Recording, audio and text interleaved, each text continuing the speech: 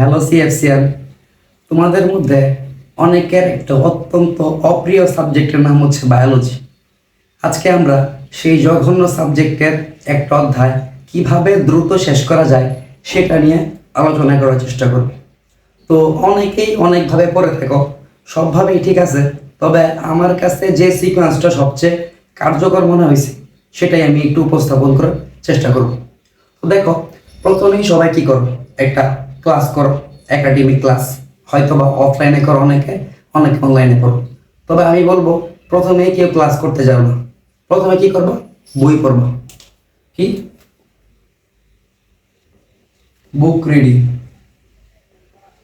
তবে শুধুমাত্র বই পড়লে হবে না, বইটা পড়ার সাথে সাথে বইটা দাগাইতে হবে। তো কোনটুক দাগাবা, তো একজন ইন্টারমিডিয়েটের ছাত্র হিসেবে তোমার এতটুকু অন্তত আইডিয়া আছে যে কোন লাইনটা আসতে পারে বা কোন লাইনটা গুরুত্বপূর্ণ, তুমি সেই লাইনটাই দেখাবা। তো পড়তে গিয়ে দেখবা অনেক লাইন তুমি পারতেছো না বা অনেক কিছুর ব্যাখ্যা তুমি জানো না, সেগুলো দেখাবা। অর্থাৎ যেগুলো পারতেছো না, যেগুলো তোমার সমস্যা, আর যেগুলো ইম্পর্টেন্ট সেগুলো দেখাবা। তো প্রথমবার এই রিডিংটা পড়ার ক্ষেত্রে তোমাকে মুখস্থ করতে হবে না, তোমাকে একটা কাজ করতে হবে, সেটা হচ্ছে বোঝার চেষ্টা করতে হবে যে কিভাবে প্রক্রিয়াগুলো হইতাছে, কিভাবে কিভাবে একটা লাইন থেকে আরেকটা লাইন আসলো, এগুলো এগুলো বোঝার চেষ্টা করবা। তবে মুখস্থ করার দরকার নাই। তো প্রথমবার বই রিডিং করবা, প্লাস কি দেখাবা, প্লাস দেখান। তো এরপরে কি করবা, এরপরে দেখাইছো তো এরপরে আরেকবার রিডিং করবা। তো আরেকবার কিভাবে, এরপরে শুধুমাত্র দেখানো লাইনগুলো রিডিং করবা। কি,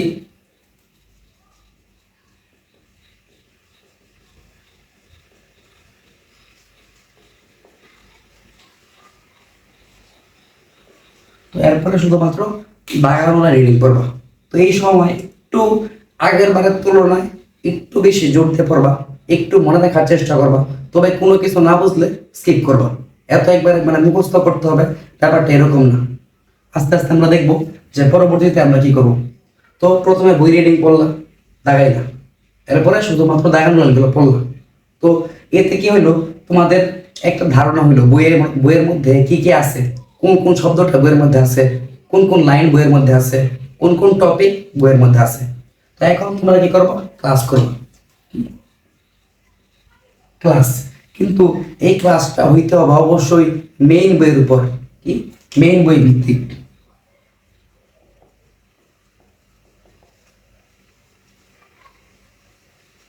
তো কেন মেন বই ভিত্তিক হইতে হবে, কারণ মেন বই ভিত্তিক ক্লাস হইলে তোমাকে এক্সট্রা করে নোট করতে হবে না। আমাদের এই ক্লাসটাই করার আগে এই বই পড়ার মূল উদ্দেশ্য ছিল যাতে নোট করতে না হয়। তো যেহেতু তুমি একবার বইটা পড়ছো, আরেকবার দাগাল লাইনগুলো পড়ছো, তো তুমি জানো যে কোন শব্দটা বা কোন টপিকটা বা কোন সংজ্ঞাটা বইয়ের মধ্যে আছে, সুন্দরভাবে গোছানো আছে, আর কোনটা নাই। তো স্যার যখন ক্লাসে পড়াবে, তো তখন তুমি বুঝতে পারবা যে এটা আছে এটা নাই। তো যেগুলো আছে সেগুলো তো আবার নতুন করে নোট করার কোনো দরকার নেই, সেগুলো তো তুমি একবার দেখাইছই, একবার রিডিংও করছো। তো এখন তোমাদের অনেকের মনে প্রশ্ন জাগতে পারে যে মেইন বই ভিত্তিক ক্লাস মানে কি। মেইন বই ভিত্তিক ক্লাস মানে হচ্ছে যে ক্লাসে স্যার মেইন বইয়ের টপিক অনুসারে পড়াইছে, অর্থাৎ মেইন বইয়ে যে টপিকের পর যে টপিকটা স্যার ক্লাসে ওইটাই পড়াইছে। এখন এই ক্লাস করতে গিয়ে দেখবা যে অনেক স্যার অনেক নতুন নতুন ইনফরমেশন দিবে তোমাকে। তো ওই ইনফরমেশনের পরিমাণটা খুবই কম হবে। তো ওইটা প্রাথমিকভাবে খাতায় তুলবা, পরবর্তীতে বইয়ের ওই টপিকের সাইডে তুলে ফেলবা, পরবর্তীতে ওইখান থেকে রিভিশন দিবা। তো এখন আমার অনেক বন্ধুকে দেখি যে শিট ফলো করে, বিভিন্ন স্যারের অনেক গোছানো গোছানো শিট পাওয়া যায়। তো শিট ফলো করলে সৃজনশীল অনেক ভালো লিখতে পারবা, কিন্তু এমসিকিউ করতে গেলে একটু প্রবলেমে পড়তে হবে। তো তোমরা যারা অনেক ইন্টারভিউ দেখছো, ভর্তি পরীক্ষা যারা টপ করছে তারা দেখবা শুধুমাত্র মেইন বই পড়ে না, একটা মেইন বই পড়ে, তারপর আরও অনেক সাব ব্র্যান্ডের বই পড়ে। যেমন যদি উদাহরণস্বরূপ বলি, জুলজির ক্ষেত্রে আমরা পড়ি গাজী আজমল স্যারের বই, এটা আমাদের মেইন বই।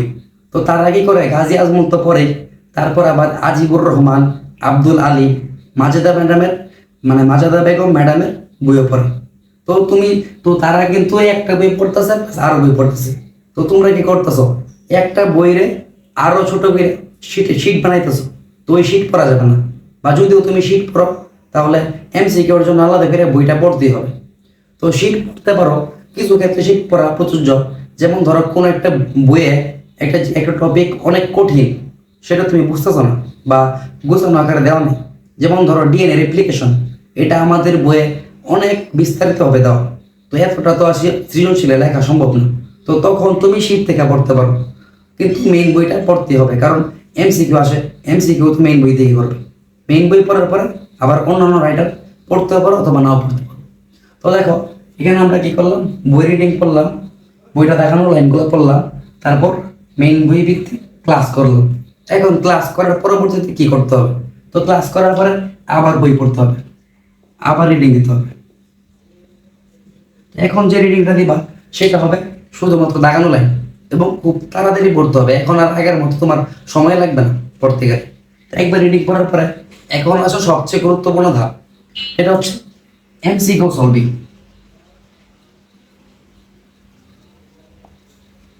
তো আমরা এত কিছু করলাম শুধুমাত্র এমসিকিউ সলভ করার জন্য। অ্যান্ড এমসিকিউ সলভ করার আগে তুমি যে পড়বা, তোমার মনে হবে তুমি পড়তেছো না, অর্থাৎ বিষয়গুলোকে অ্যাক্টিভলি রিকল করতে পারবে না। কিন্তু এমসিকিউ সলভ করার পরে বিষয়গুলো তোমরা অ্যাক্টিভলি রিকল করতে পারবে, অর্থাৎ কোনো প্রশ্ন দেখলেই সাথে সাথে তোমার মাথায় আনসার চলে আসবে, অথবা ওই টপিকের নাম শুনলে ওই টপিক সম্পর্কে অনেক ইনফরমেশন তুমি বলতে পারবো। কিন্তু এমসিকিউ সলভ করার আগে এগুলো পারবে না। তো এমসিকিউ সলভটা কিভাবে করবো, এমসিকিউ সলভ করার ক্ষেত্রে যেগুলো তুমি পারো ওইগুলো তো পারোই, আর যেগুলো পারো না সেগুলো জাস্ট একটা দাগ দিয়ে রাখবা। তো মার্ক করার পরে তো যেগুলো পারো না সেগুলো দেখবা যে কোন টপিকটা থেকে আসছে। তো ওই যেটা পারছো না সেটা আবার মেন বইয়ে খুঁজবা, যে মেন বইয়ে কোন লাইনে ওই যেটা পারছো না সেটা আছে। তো ওইটা আবার ওই লাইনটা দেখায় ফেলবো, কারণ দেখা যাবে দেখাইতে গিয়ে অনেক কিছু তুমি স্কিপ করছো বা ভাবছো যে মেন বইয়ের এই অংশটা থেকে প্রশ্ন আসবে না, কিন্তু এমসিকিউ সলভ করতে গিয়ে দেখতেছো যে এই অংশ থেকে অনেক এমসিকিউ আসে, তখন আবার ওই অংশটা দেখায় ফেলবো। তো এই জন্যই মূলত এমসিকিউটা সলভ।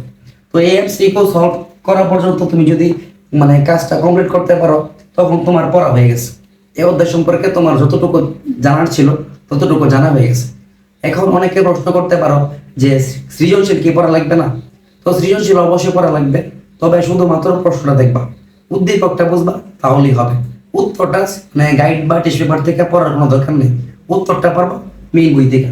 অথবা একটা কাজ করতে পারো যে বোর্ড প্রশ্ন অ্যানালাইসিস করার পরে তুমি যে দেখলা যে টপিকটা বেশি আসে সৃজনশীলের ক্ষেত্রে, তো সেই টপিকটা মেইন বইয়ের পাশে দাগ দিয়ে রাখলা যে এটা থেকে গ প্রশ্ন আসে, এ থেকে ঘ প্রশ্ন আসে।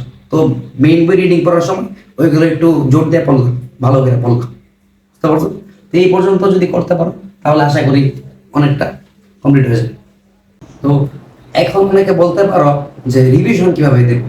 তো রিভিশন দেওয়ার ক্ষেত্রে তুমি যে লাইনগুলো দাগাইছিলা, প্রথমত একবার দাগাইছিলা যে বইটা রিডিং করার সময়, আরেকবার দাগাইছিলা যে এমসিকিউ গুলো পারছিল না সেগুলো।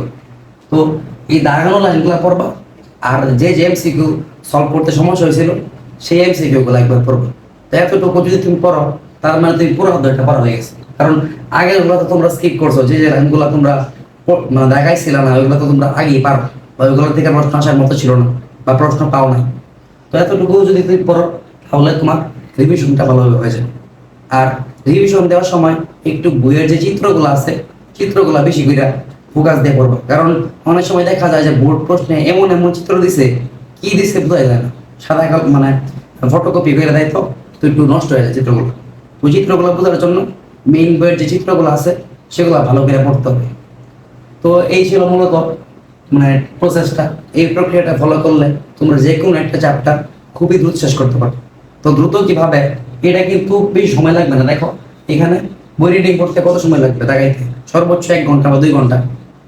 দাগানো লাইনগুলো পড়তে কত, আবার আধা ঘন্টা বা 1 ঘন্টা। ক্লাস করতে বেশিরভাগ ক্লাস 2 স্পিডে করবা, কারণ তোমার তো এখন নোট করতে হইতেছে না, তোমার নোট করার কোনো ঝামেলা নেই। প্রথম আমি যখন পড়তাম তখন নোট করতে করতেই দেখতাম যে একটা চ্যাপ্টার নোট করতে আমার 1 সপ্তাহ বা 2 সপ্তাহ লাগতেছে, ক্লাস করতে করতে আমার সময় যেতেছে। তো মেইন বইটা আগে পড়ার কারণে এখন আমার নোট করতে হয় না, আমি জানি আগের থেকে যে কোনটা বই আছে। তো আমার নোট না করার ফলে একটা চ্যাপ্টার পড়তে গিয়া সময় অনেক কম লাগতেছে আর কি। এরপরে ক্লাস করলাম, মেইন বই ভিত্তিক ক্লাস দুটো স্পিডে করবা। রিডিং পড়তে আবার রিডিং করতে একবারে কম সময় লাগবে, আধা ঘন্টা লাগতে পারে।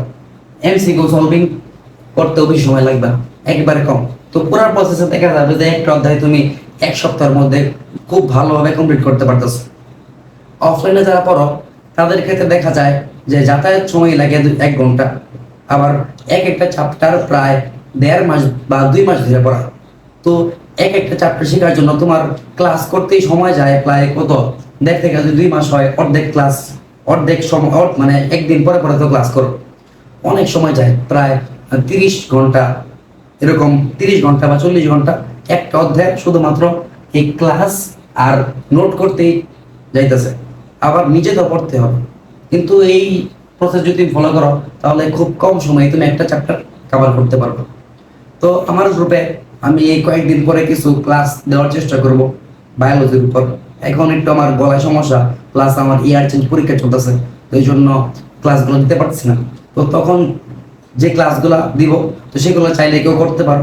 তো ক্লাস করার আগে অবশ্যই বইটা পড়বো, অথবা ইউটিউবে অনেক ভালো ভালো ক্লাস পাওয়া যায়, সেগুলো করতে পারো। তো এইভাবে তোমরা অনেক কম সময় একটা চ্যাপ্টার শেষ করতে পারো।